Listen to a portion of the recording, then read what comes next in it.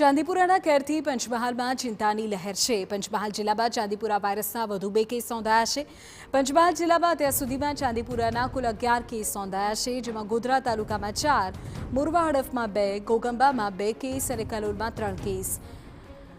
11 case પૈકી 4 બાળકના અલગ અલગ હોસ્પિટલમાં સારવાર દરમિયાન મોત નીપજ્યા છે। 6 બાળકો હાલ હોસ્પિટલમાં સારવાર હેઠળ છે। ચાંદીપુરાના રોગચાળાને નાથવા માટે આરોગ્ય વિભાગે કવાયત હાથ ધરી છે। અસરગ્રસ્ત વિસ્તારોમાં દવાનો છંટકાવ સહિતની કામગીરી કરવામાં આવી રહી છે। 4 કેસ છે, મોરવા હડફના 2 છે, ઘોગંબાના 2 છે અને કાલોલના 3 છે। આ માટે આપણે 0 થી 14 વર્ષના બાળકોનું ફીવર સર્વેલન્સ કરવામાં આવે છે। કાચી માટીના જે મકાનો છે ત્યાં તિરાડ પૂરવાની કામગીરી કરવામાં આવી છે। કાચી માટીના જે મકાનો છે ત્યાં આગળ મેલેરિયન 5% ડસ્ટિંગની કામગીરી કરવામાં આવે છે।